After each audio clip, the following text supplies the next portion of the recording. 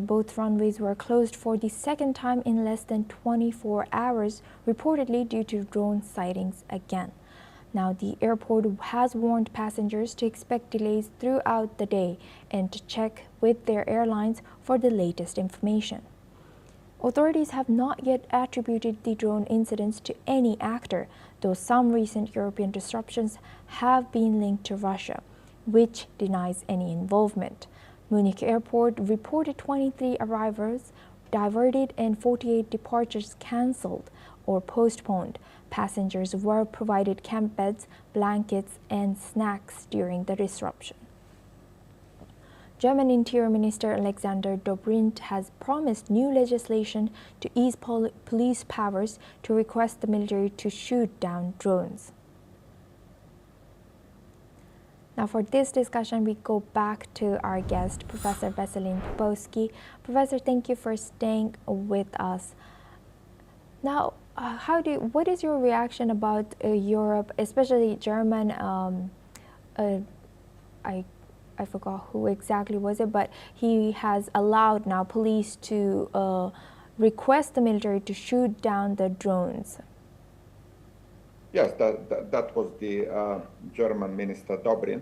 Absolutely, it's the right thing to do. It should have been done. It's not the first time. We've seen drones all over Poland, rockets all over Ukraine, all the time, but including those in Romania, Estonia, Denmark, and now Munich, big airport, one of the biggest airports in Europe, by the way, connection flights for everyone.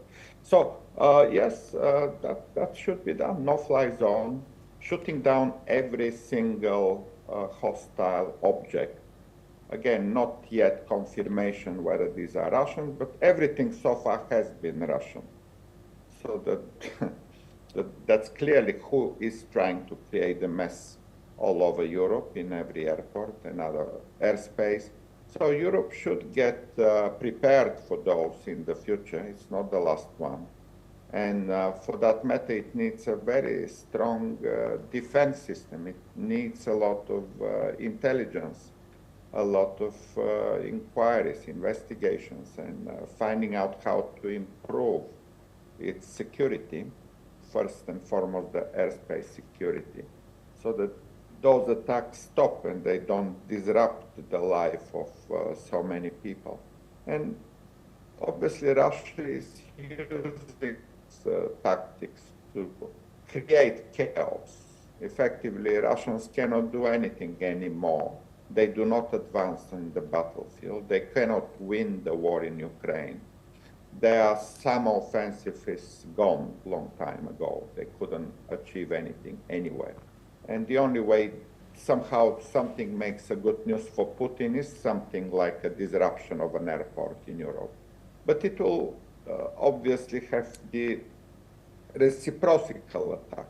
A lot of the Russian airports are also under danger for similar reasons, because there is no security, and the Ukrainian drones are also hitting legitimate targets. All these oil refineries and transport weapons system and transportation routes are legitimate targets. So the situation continues to be escalated, and if we see some hopes for peace, like you previously mentioned in the Middle East, we don't see any hope for peace in Russia yet. And how do you think, how can European countries collaborate to create standardized regulations and response protocols for such drone-related disruptions, especially at airports and other vital infrastructure? Do you think that what German minister has allowed, do you think other countries will follow?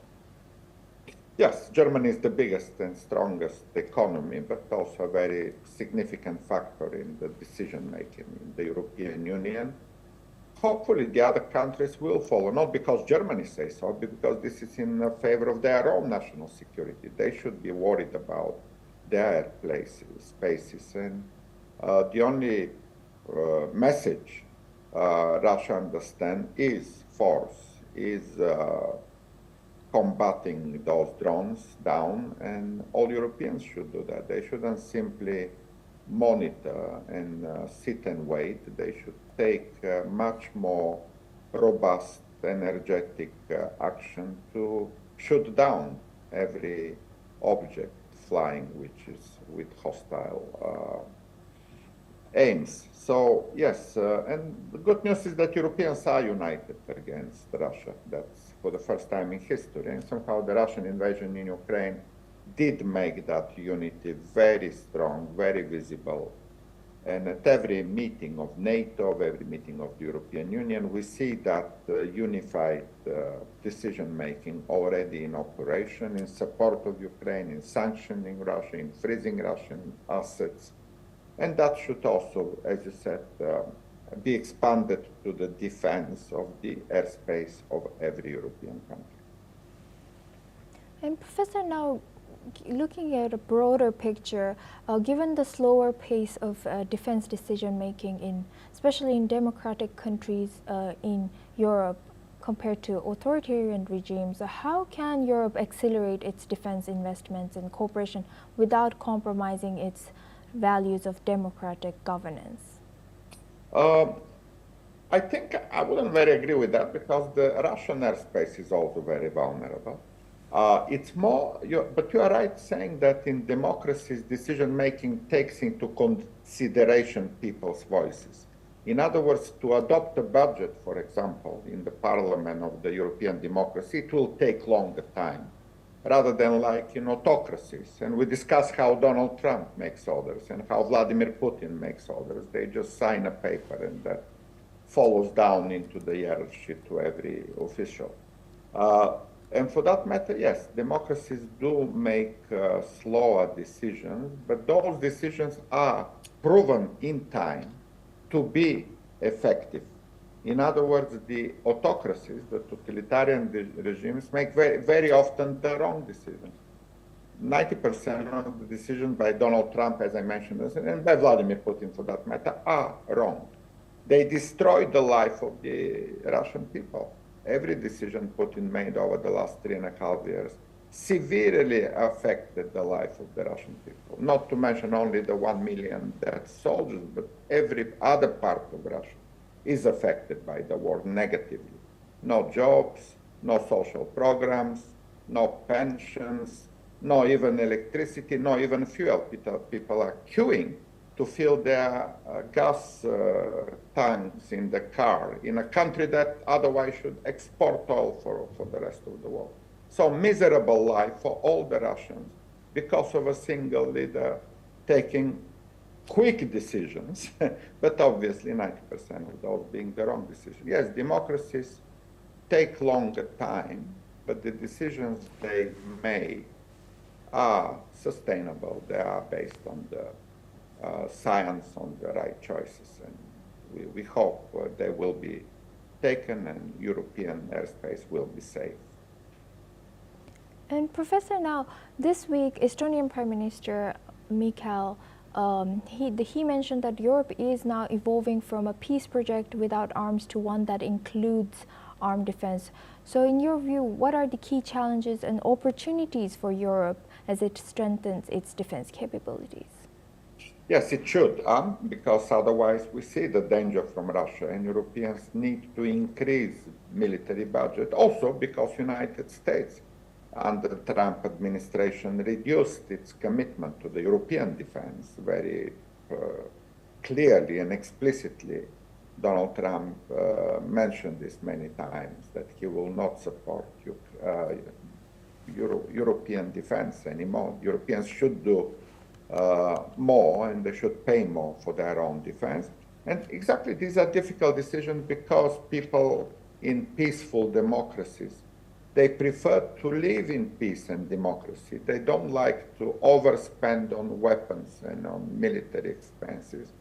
But this is the demand of the day. There are moments in history where it is very necessary to focus first and foremost on the security and peace. And once this is achieved, once Putin is out of power and the next Russian president hopefully is somebody who can be negotiated with, then obviously the military budget can go back down where they used to Yes. be. So somehow Europe to live long time in peace over the last 8 years since the Second World War. For that matter, the budget have been reduced, but now it's a time of consolidation and solidarity to get the budget at the necessary level of execution.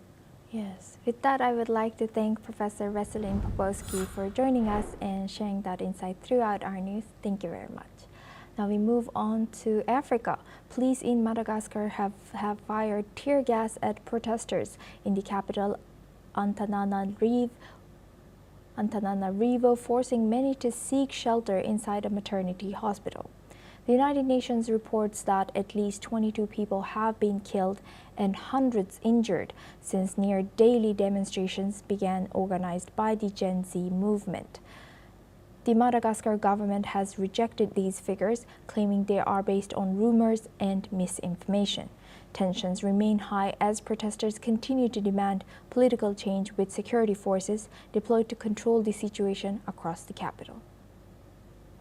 Tonga dia efa tsy zavatra amin'ny momba an'le gasy mihitsy zany teny rehefa ohatran'olona adaly afatra kely anao ragnary zoky ajanony ty rehefa ohatra tsy vitanao le mitondra anay koa zany presanao fotsiny zay lainganao ohatra be dia be loatra ohatrany miteniteny fotsiny ianao hoe ataontsika ty dia ataontsika ty tsisy tanterahanao mihitsy le izy fa rehetra zany zay raha tanora mijoro daholo zay fa mialahinao teo amin'izay fa efa aleoanao koa zay 20 maty eto Madagasikara any ivelany ray maty efa grève be ohatran'inona tany France na elle ray maty fa zao eto 20 mbola lazaina fa misy manakarama ve reo sa endrasanao firinjato no faty endrasana firy no faty roa gendarme maty zay 20